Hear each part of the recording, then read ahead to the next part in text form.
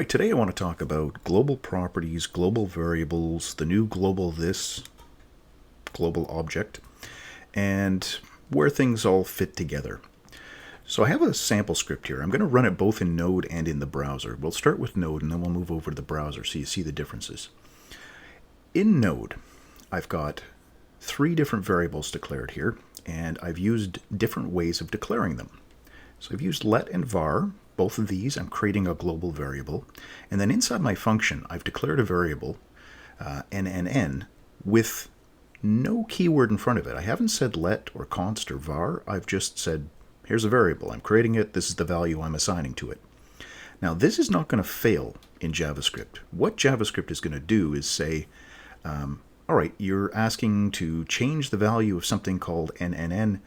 I'll look inside this scope in this function. I don't find it. I'll go up to the global scope and I'll look. I don't find it. So I'm just going to assume that you meant to have a global variable up at the top global scope level, and I'm going to create it. And I'll create it like var. But I'm also going to add it to the global object, which in Node is called global, in the browser is called window, and recently was added with a brand new keyword, globalThis. globalThis is meant to sort of fill in the gaps between window and global and give us one keyword that we can use to refer to whatever the global object is. Are you inside of a service worker? Are you in the browser? Are you in Node? Wherever you are, globalThis now is the keyword that points to all these different contexts. So this is kind of like doing var. In Node, there's a slight difference, though, between this var and this var. They're both global variables. So if I were to come in here and say, I want to write out all 3 of these variables. So we're going to do LLL for let, the VVV for the var one, and NNN for no keyword. All right, so I've got that. I'm going to run this code. There we go. All 3 of these have a value. So it's hard to tell whether this was local or global, but it exists. These 2 were declared globally. They exist. Now I want to know, okay, in the global object, so let's use that new keyword, globalThis, was there something called LLL that was created inside of there? And the last one. There we go. Oops, sorry, globalThis.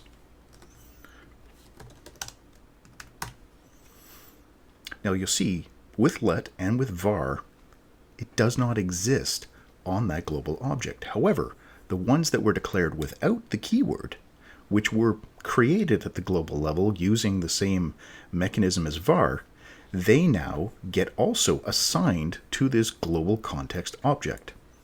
Okay, now I want to compare globalThis, or I want to look at globalThis. We're going to say, let's take a look at this, find out what it is. We'll take a look at the keyword global. Now this is what exists in Node, and console.log globalThis. Now these should be the same things. Comment those out. We'll run this. And there we are. So object global. That's what this is. Within this context, this function is running in the global scope, so I get global as this. The second one, global. Again, global is the global object, and then the final one, global, is this keyword globalThis. So they are giving us the same thing. It is the global object that we're using here, and we're finding out that if I declare it without this, now this is not a good practice. You should never rely on this. Right here, and this is kind of why var has gone out of favor as well, why they created let and const, is so that you could be very specific about what context, what is the scope of your variable, what did you intend to do with that. All right, now in the browser, same sort of thing. I've got the same sort of code here, and what I've done is we've changed this one line here. So window is now the object. Instead of global, it is now window. So I'll save that. I'll uncomment these ones. We'll jump in here, and you can see window, window, window, window. This is this here's the keyword window, and here's the keyword globalThis. So they are the same thing. And I've got a link right up here so you can see where the browser started to support globalThis. Wasn't that long ago. I think it was back in 2019. But Node.js version 12, or 12.4 I think it is, and 2019 for in the browsers. Right, now if I run this code again, we're going to be able to see the difference between the browser and Node. And it's right here. This is the difference. In Node, let was undefined as expected. It's not adding something to the global object.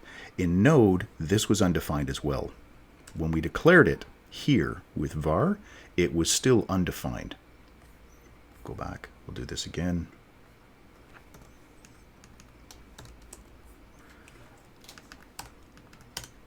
There we go. See, the first two are undefined, the let and the var. Here, let is undefined, but the var actually does get assigned and added to the window object. That's the one difference between the two of them. And then if we're talking about variables created in this way, without any of the keywords, well, those are always added to that global object. All right, so I hope that helps you out. I hope that explains a little bit about what's going on with var and let and global properties and object and the new globalThis keyword. If you have any questions, feel free to leave those in the comments down below. And as always, thanks for watching.